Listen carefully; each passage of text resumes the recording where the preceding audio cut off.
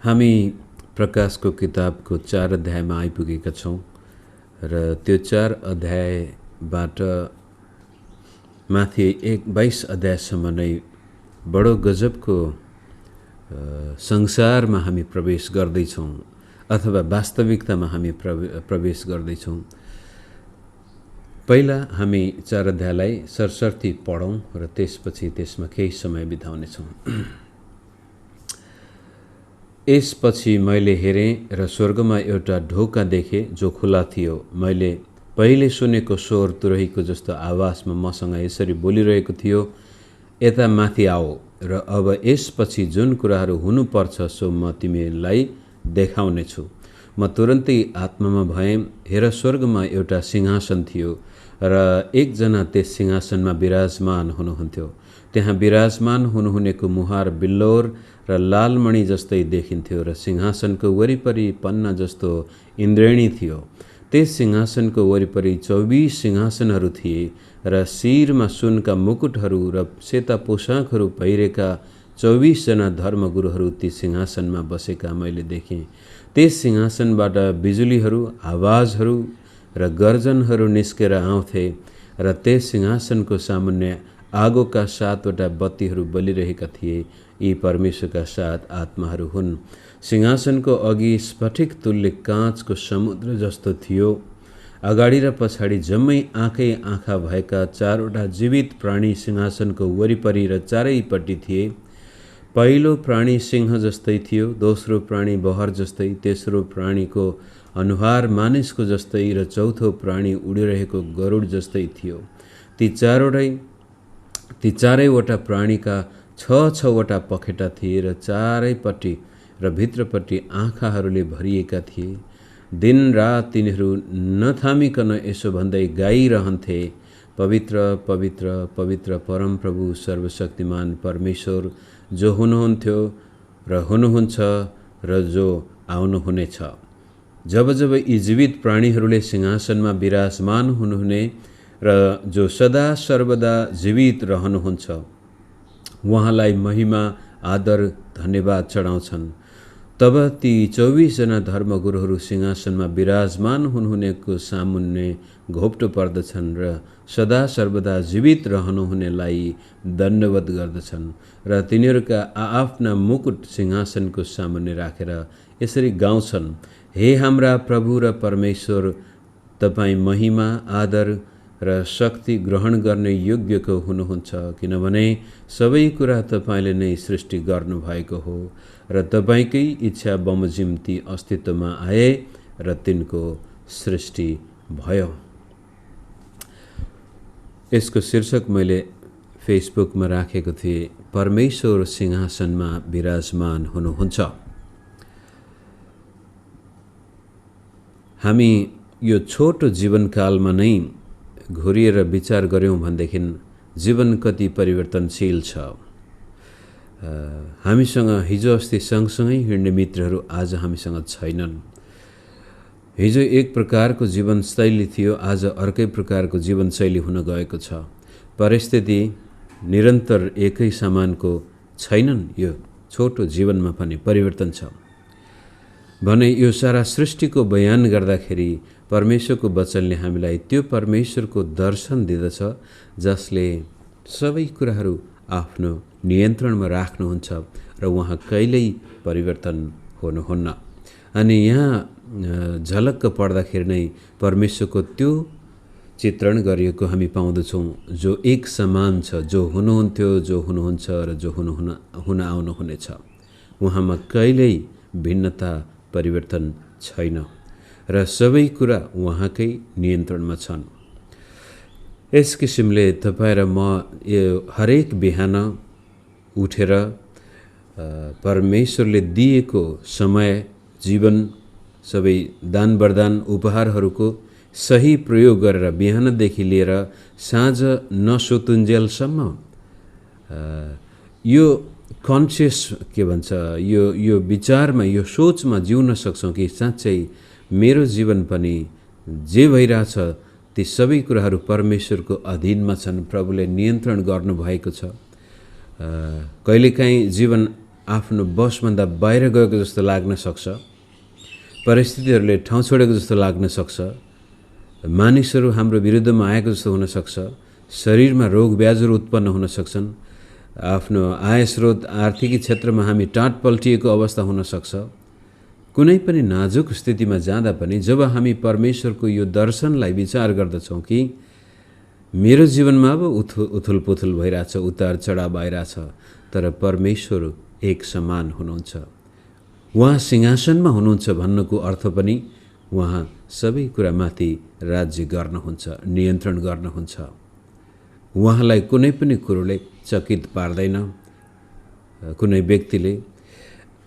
त्यस किसिमले यूहन्ना हामीलाई याद गर्नुपर्ने कुरो, बिर्सनुपर्ने कुरो के नबिर्सनुपर्ने कुरो के छ भने पत्मसको टापुमा कैदीको रूपमा छन्। यता 7वटा चर्चहरूको सम्झना हुन त यूहन्नालाई 7वटा चर्च मात्रै होइन, यरुसलेमदेखि लिएर अवश्य पनि एन्टियोकदेखि लिएर हुनसक्छ यूहन्ना रोमसम्म पनि पुगेको हुनुपर्छ, कोरिन्थीसम्म पनि पुगेको हुनुपर्छ।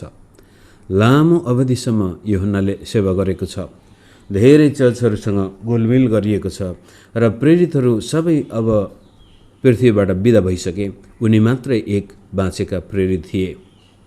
धेरै चर्चको चिन्ता फिक्री थियो यूहन्नालाई र त्यसै कारण 7वटा चर्चलाई प्रभुले पत्र लेखाउनुको मुख्य उद्देश्य नै सम्पूर्ण चर्चलाई त्यो पत्र लेखिएको थियो र आउनै लागेको जुन घनघोर सतावट थियो, आइरहेको सतावट थियो, यूहन्ना आफै पनि त्यो सतावटको भागीदार भएको कारण उनी अहिले कैदमा छन्।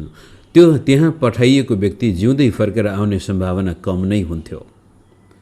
यो लेबर क्याम्पमा जब पठाइन्छ, हजारौं व्यक्तिहरू आज पनि नर्थ कोरियामा ती फर्केर आउँदैनन्।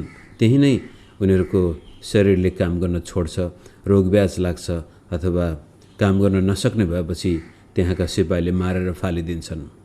यस किसिमले पत्मोसको टापुमा चिन्तित अवस्थामा नै हुनुपर्छ यूहन्ना चर्चको लागि। अनि प्रभुले एक अध्यायको सुरुमै एक अध्यायमै परिचय दिँदाखेरि जब यूहन्नाले आवाज सुन्नुहुन्छ र त्यसपछि फर्केर हेर्दाखेरि ख्रीष्ट येशूको दर्शन देख्नुहुन्छ र त्यो दर्शन यस्तो भयानक थियो जसलाई देखेर यूहन्ना मूर्छा पर्छन्। अब हेर्नुहोस्, येशूको छातीमा शिर ठड्याएर बस्ने यूहन्नाले जब येशूको महिमित रूप देख्दछ ऊ मूर्छा पर्छ र प्रभु स्वयंले यूहन्नालाई छुनुहुन्छ, त्यसपछि आफ्नो हात राख्नुहुन्छ।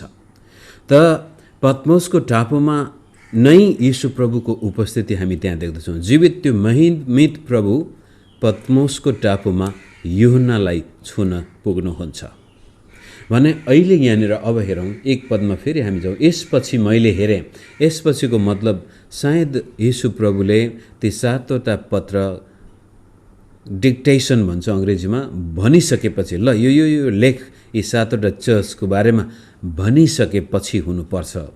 यसपछि मैले हेरेर स्वर्गमा एउटा ढोका देखेँ जो खुला थियो। यूहन्ना प्रभुको दिनमा आत्मामा थिए, त्यतिखेर नै त्यो आत्मामै उनले पत्र लेख्दैछन्, यीशु प्रभुको महिमित रूप देख्दैछन् र अहिले त्यही आत्मामा नै छन्। तल हामी हेर्नेछौँ, उहाँ फेरि त्यही आत्मामै हुँदाखेरि स्वर्गमा ढोका खुला देख्नुहुन्छ। मैले पहिले सुनेको स्वर अथवा त्यो 1 अध्यायको 10 पदमा सुनेको स्वर तुरहीको जस्तै, त्यति बेला पनि त्यस्तै प्रकारले, अब तुरहीको स्वर भन्ने बित्तिकै स्पष्टसँग भन्न खोज्यो। एकदमै त्यो स्वर चाहिँ केवल तुरही बोल्दाखेरि आवाज आएको।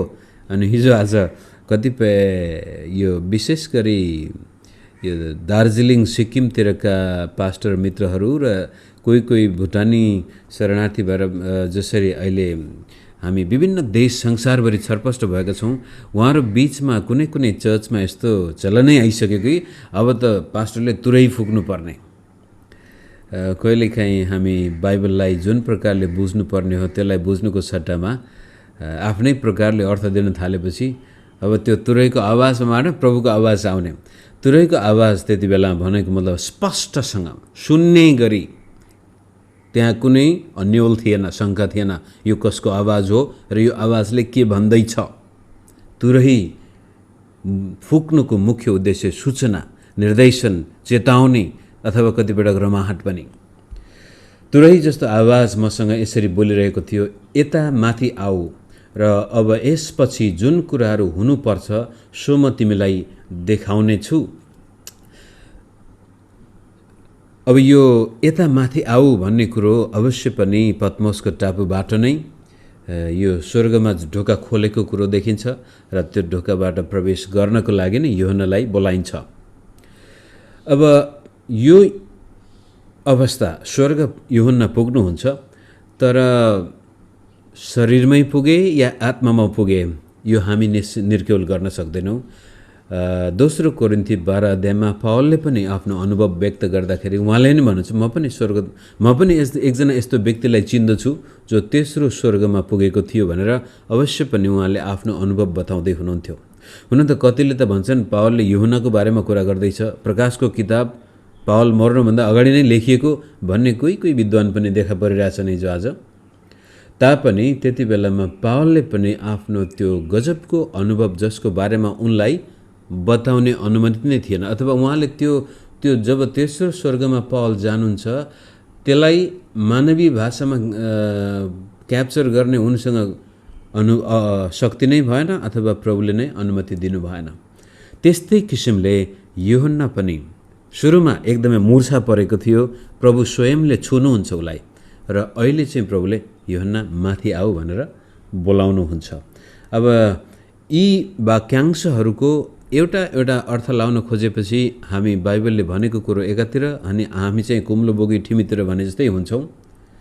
तापनि यूहन्ना अब संसारको यो चर्चहरूको चिन्ताबाट अब माथि जाँदैछन्, स्वर्गीय दर्शन यूहन्नाले प्राप्त गर्दैछन्। र म तुरन्तै आत्मामा भएँ, जब फेरि त्यो सुनेपछि म तुरन्तै आत्मामा भएँ, हेर स्वर्गमा एउटा सिंहासन थियो र एकजना त्यस सिंहासनमा विराजमान हुनुहुन्थ्यो।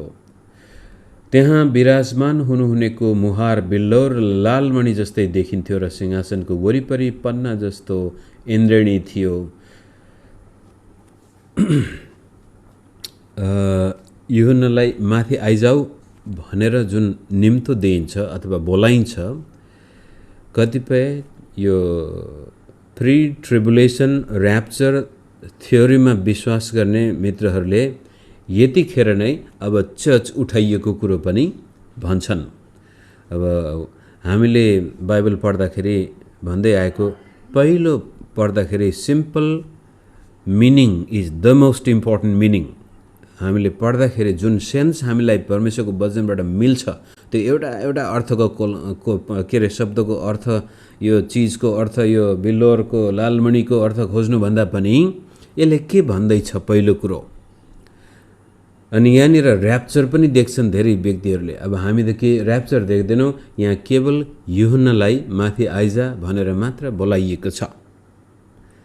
र पछि गएर यो 4 अध्यायदेखि लिएर 19 अध्यायसम्म चर्चको नामै छैन, चर्च उल्लेख गरिएको छैन। त्यसकारण अब यूहन्नासँगै चर्च पनि ऱ्याप्चर भयो भन्ने त्यो विश्वास गर्नेहरू पनि छन्।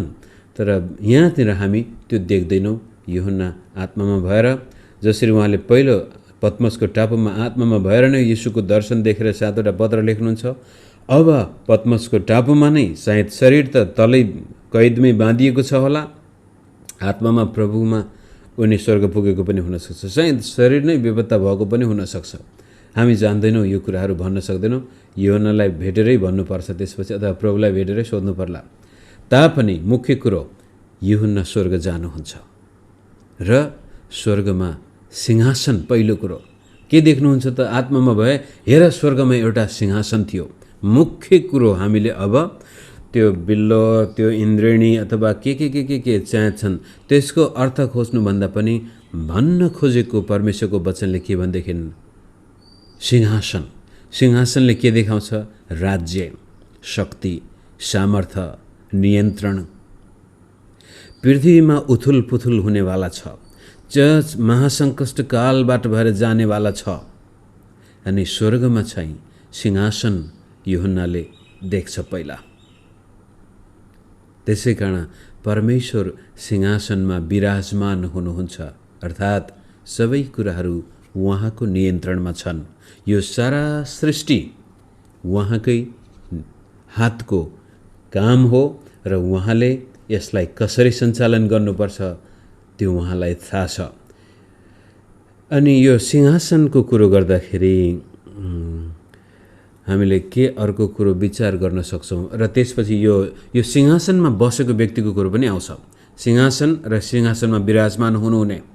अनि यूहन्नाले त्यो सिंहासनमा विराजमान हुनुहुने कस्तो खालको थियो भन्दा पनि त्यो सिंहासनमा विराजमान हुने अथवा त्यो सिंहासनको परिणाम अथवा त्यो सिंहासनबाट आइरहेका लक्षणहरू मात्रै प्रस्तुत गर्नुहुन्छ।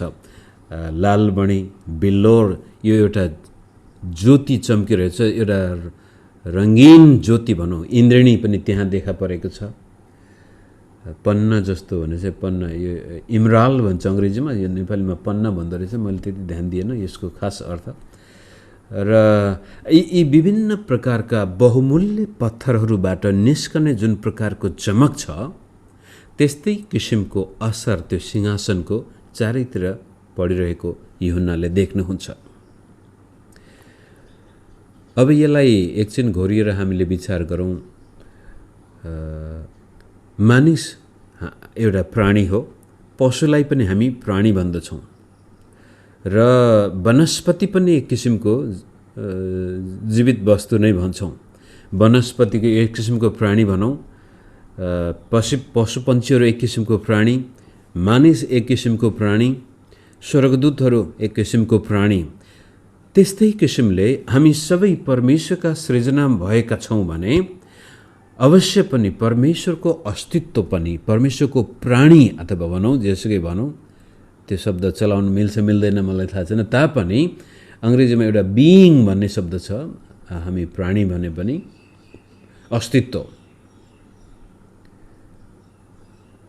जसरी प्रत्येक सृष्टिमा भएका चिज वस्तुको आफ्नै अस्तित्व छ, त्यसका आफ्नै विशेषताहरू छन्, त्यस्तै किसिमले परमेश्वरको विशेषता हामी यहाँ देख्दैछौँ र परमेश्वर हुनुहुन्छ। स्वर्ग भन्ने बित्तिकै अर्को कुरो हामीले याद गर्नुपर्ने के छ भने कहिलेकाहीँ नयाँ आकाश र नयाँ स्वर्ग भन्ने कुरा आउँदाखेरि त्यो स्वर्ग नयाँ हुने कुरो होइन, त्यो त परमेश्वरको वासस्थान, त्यो अनन्त परमेश्वरको वासस्थान।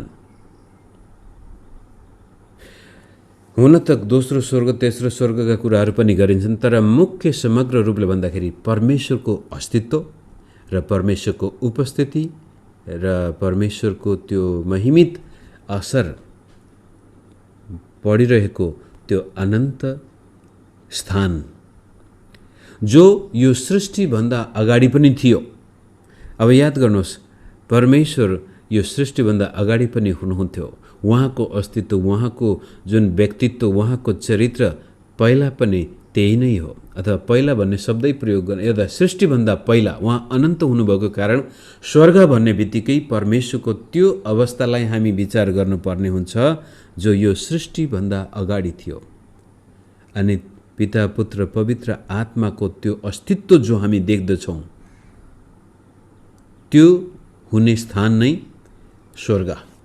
र यस किसिमले अहिले अब सृष्टिमा छौँ हामीहरू। सृष्टि कुनै समयमा सुरुवात भएको थियो। हिजो मात्रै पनि यो अमेरिकामा 4 जना यी धनाढ्य व्यक्तिहरूले एउटा रकेट बनाएर उनीहरू 2-5 मिनटकै अन्तरालमा पृथ्वीबाट यो वायुमण्डलभन्दा बाहिर गएर गुरुत्व आकर्षण शक्तिभन्दा माथि गएर एकैछिन त्यो के भन्छौँ त्यो स्पेसमा पुगेर फर्केर आएका थिए 5 मिनटमै। अनि त्यसपछि तिनीहरूले प्रेस कन्फरेन्समा भन्दै थिए कि यो गर्नुको मुख्य कारण यस्तै किसिमले अब चाहिँ फेरि त्यो जो मसिनबाट उनीहरू गएर फर्केर आए त्यो फेरि दोस्रो तेस्रोचोटि प्रयोग गर्न खालको। यसै किसिमले हामी यस्ता जहाज बनाउन चाहन्छौँ, यस्ता रकेटहरू बनाउन चाहन्छौँ जो चाहिँ आजको एरोप्लेन जस्तै फेरि घरिघरि उड्न सक्छन् र स्पेसमा जान सक्छन् र पछि गएर कुनै अरू प्लानेटमा अथवा अरू ग्रहमा पनि सजिलै जान सक्ने र यदि पृथ्वी नाश भएको खण्डमा ती ग्रहहरूमा हामी बसोबास गरेर मानिसको अस्तित्व बचाउन सक्ने सम्भावना खोज्दैछौँ। यो नास्तिकहरूलाई पनि थाहा छ एक दिन यो पृथ्वी रहने छैन, यहाँ यो अन्तिम, इट्स नट इटर्नल भन्ने उनीहरूलाई परेको छ र उनीहरू बाबेलको धरहरा बनाउने प्रयास गर्दैछन्। त यूहन्नाले हामीलाई के भन्दैछ भनेदेखि चाहे यो पृथ्वी नाश होस् नहोस्, चाहे सारा यो देखिने ब्रह्माण्ड नाश होस् नहोस्, परमेश्वर सिंहासनमा हुनुहुन्छ र उहाँ सबै कुरामाथि आफ्नो नियन्त्रण गर्नुहुन्छ। मैले समय बढी नै लिइसकेको छु, हामी पढ्दै जाउँ। त्यसपछि त्यो सिंहासनको चारैतिर 24वटा अरू सिंहासन पनि छन् र त्यो सिंहासनमा बस्नेहरू पनि अवश्य पनि मानिस हुन् या स्वर्गदूतहरू हुन्। त्यो पनि अलिक गाह्रो नै छ, किनभनेदेखि 24वटा सिंहासनमा अब सोझै हिसाबले हेर्दाखेरि 12 कुल इजरायलबाट र 12 प्रेरितहरू हुनुपर्ने हो, तर यूहन्ना त त्यहाँ छैनन् अझै, यूहन्नाले त हेर्दैछन्। त्यसो भए यूहन्नाको सिंहासनमा को बसेको थियो भन्ने प्रश्न आउन सक्छ। तापनि यिनीहरू अवश्य पनि चर्चका प्रतिनिधिहरू हुन्, परमेश्वरका मानिसका प्रतिनिधिहरू हुन् र सिंहासनको चारैतिर बसेका छन् र स्वर्गमा जे पनि छ यो सबै सिंहासन केन्द्रित छ। अब स्वर्ग सिंहासन केन्द्रित छ भने तपाईँ र मेरो जीवन यस पृथ्वीमा पनि त्यो सिंहासन केन्द्रित भएको खण्डमा जीवन जिउन सजिलो हुन्छ।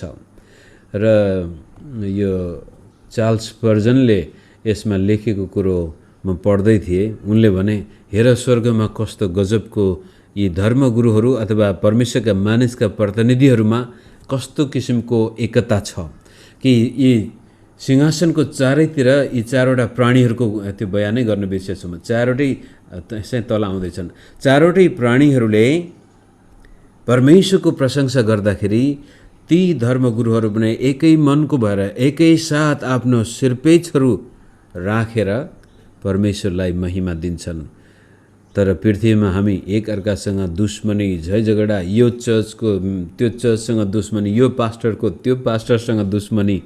तर स्वर्गमा यी 24 धर्मगुरुहरू एकै मनका छन्। त्यसै कारण हामी स्वर्ग नपुगुन्जेलसम्म एकताको आशा नराखे पनि हुन्छ भन्ने कुरा पनि उहाँले लेख्नु भएको थियो। तापनि यी 24वटा धर्मगुरुहरू त्यहाँ बसेका छन् र त्यसपछि आगोका 7वटा बत्तीहरू बलिरहेका ती परमेश्वरका आत्माहरू हुन् भनेर फेरि एक अध्यायकै कुरो उल्लेख गर्दाखेरि यो 7 भन्ने बित्तिकै सिद्धता, पूर्णता, अत्यन्त पवित्र आत्मा। 5 अध्यायमा हामी पुत्रको पनि त्यहाँनिर उपस्थिति देख्नेछौँ। अहिले पिता र पवित्र आत्माको उपस्थिति, सिंहासनमा परमेश्वरको अस्तित्व देखिन्छ। 6 पद अझ सिंहासनको अघि स्फटिक तुल्य काँचाको समुद्र जस्तो थियो। बाइबलमा समुद्रलाई हेर्दाखेरि प्राय समुद्र एउटा खतरा, आतंक, अप्ठ्यारो, मृत्युसँग त्यसलाई सरोकार राखिने विषय हुन्छ। तर स्वर्गमा त समुद्र पनि बडो शान्त छ, काँचाको जस्तो देखिन्छ। सबै कुराहरू ठिक छन्। पृथ्वीमा उतार चढाउ भए पनि परमेश्वरको सिंहासनको वरिपरि सबै कुराहरू शान्त छन्। त्यो समुद्रमा तपाईँ आफ्नो अनुहार देख्ने किसिमको काँचाको जस्तो स्फटिक ग्लास भन्ने, त्यो हेर्दाखेरि सबै कुरा छर्लङ्गै देखिने। त्यहाँ उतार चढाउ, छालहरू, ज्वारभाटहरू आएका छैनन्। अब अगाडि र पछाडि जम्मै आँखै आँखा भएका 4वटा जीवित प्राणीहरू त्यहाँ तपाईँले देख्नुहुन्छ, पखेटा भएको र त्यसपछि सिंहको, गोरुको, मानिसको, गरुडको। यी सबै प्राणीहरूको बयान गर्दाखेरि फेरि हामी एसायाको किताबमा पनि जान सक्छौँ 6 अध्यायमा, र त्यसपछि इजिकेल 1 अध्यायमा पनि अगमवक्ताहरूले पनि स्वर्गको दर्शन पाउँदाखेरि यस्तै बयानै गर्न नसकिने खालका प्राणीको उपस्थिति र बयानै गर्न नसकिने खालको त्यो सिंहासन, त्यहाँ विराजमान हुने व्यक्ति र त्यसका सबै परिस्थितिहरू उल्लेख गरिएका छन्। त्यसबाट यो मात्र देख्छौँ कि परमेश्वरको अस्तित्व मानिसको भन्दा बडो गजबको छ, बेग्लै छ। स्वर्गको अस्तित्व पनि यस संसारभन्दा बेग्लै छ। त्यसलाई केवल हामी अहिले लख मात्र काट्न सक्छौँ र यो दर्शन देख्नेहरूले पनि त्यसलाई बयानै गर्न नसकेर त्यसपछि हामीले अब केही हदसम्म भए पनि त्यसको तस्बिर पाउन सकौँ भनेर चिन्हको भाषामा व्यक्त गरेको छ। सिम्बल, यो सिम्बलिजमले कुरा गर्दाखेरि पनि चिन्ह, कोही कुरोको चिन्ह, जसै परमेश्वरको ज्योति अथवा त्यो इमराल्ड जस्तो के भन्छ लालमणि जस्तो त्यहाँबाट, अब लालमणि परमेश्वर होइन, लालमणि जस्तै मात्रै परमेश्वरको गुण होइन, तर लालमणि भन्दा कयौँ गुणा बढ्ता परमेश्वरको त्यो गजबको चमक त्यहाँ छ। तर त्यसलाई हामीसँग बताउनको लागि यूहन्नाले प्रयोग गर्ने भाषा भनेकै त्यति मात्रै उसँग थियो, लालमणि। मानिसको दिमाग, यो जोन लक भन्ने विद्वानले भने जस्तै हामी जन्मिँदाखेरि एकदमै यो खाली दिमागले जन्मिएका हुन्छौँ, हामीलाई थाहा हुँदैन। तर जति थाहा छ त्यही अनुभवबाट मात्रै हामी थाहा पाउँछौँ। गर्भमा पनि आमाको कोखमा गर्भमा हुँदाखेरि पनि त्यहाँ त्यो बालकले केही न केही अनुभवबाट केही कुरो सिकेको हुन्छ। जब जन्म लिएर संसारमा आउँछ त्यसपछि अनुभवबाट मात्रै दिमागमा हामी ज्ञान प्राप्त गर्दैछौँ। त्यसपछि कुनै पनि नौलो ज्ञान प्राप्त गर्नको लागि पहिलाको अनुभवबाट रेफरेन्स पोइन्ट भएपछि मात्रै त्यसले बुझ्न सक्छ भनेर त्यो विज्ञानले हाम्रो मगजको अध्ययन गर्छ। त्यो कुरो कतिपटक हाम्रो आत्मिक जीवनमा पनि लागू हुन सक्छ कि परमेश्वरको रहस्य बुझ्नको लागि अब त्यसको करस्पोन्डिङ पोइन्ट के हो भन्दाखेरि अब यहाँ हामीले के चाहिँ त्यस्तो गजबको कुरो देखेका छौँ त्योसँग तुलना गरेर, त्यसमा सिम्बल एउटा सानो चिज हो, त्यो सिम्बलले जुन वास्तविकता देखाउँदैछ त्यो गजबको छ। र त्यस्ता प्राणीहरू छन् जो आँखाको मतलब सर्व, तिनीहरूले धेरै कुराहरू जान्दछन्, देख्दछन्, बुद्धिमान छन् र आफ्नो ज्ञान बुद्धिको प्रयोगबाट उनी परमेश्वरको महिमा गर्दैछन्। दिनरात तिनीहरू नथामिकन गाइरहन्छन्, पवित्र पवित्र पवित्र जो हुनुहुन्थ्यो, जो हुनुहुन्छ र जो आउनु हुनेछ। यस किसिमले परमेश्वरको त्यो गजबको महिमित रूपको बयान, वर्णन, आराधना, स्तुति, प्रशंसा, ती चारवटै प्राणी भन्ने बित्तिकै सारा सृष्टि पनि आउन सक्छ त्यसमा।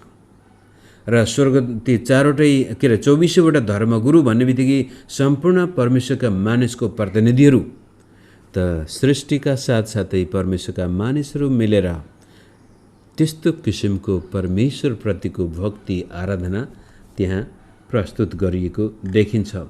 र त्यो सृष्टिका साथसाथै मानिसले पनि सँगै आराधना गरेको कुरो हामी 9 पद र 10 पदमा पनि पाउँदछौँ। र ती धर्मगुरुहरूको गीत चाहिँ 11 पदमा यसरी चाहिँ, हे हाम्रा प्रभु र परमेश्वर, तपाईँ महिमा, आदर र शक्ति ग्रहण गर्ने योग्यको हुनुहुन्छ, किनभने सबै कुरा तपाईँले नै सृष्टि गर्नुभएको हो र तपाईँकै इच्छा बमोजिम ती अस्तित्वमा आए र तिनको सृष्टि भयो। यो गीतले पनि भन्न खोजेको कुरो के हो भने परमेश्वर सिंहासनमा हुनुहुन्छ, अथवा यी सबै यावत थोकहरू उहाँका सृजनाहरू हुन्। आज हामी अरू विभिन्न धर्मावलम्बीहरूका कुरा विचार गर्दाखेरि पनि उहाँले पनि अन्तिम निष्कर्षमा एउटा निर्गुणी कुनै यस्तो आत्मा छ, त्यहीबाट हामी आएका हौँ, यो सबै अहिलेको लीला हो, यो वास्तविक होइन, वास्तविक त्यो हो जहाँबाट हामी छुट्टिएर आएका छौँ।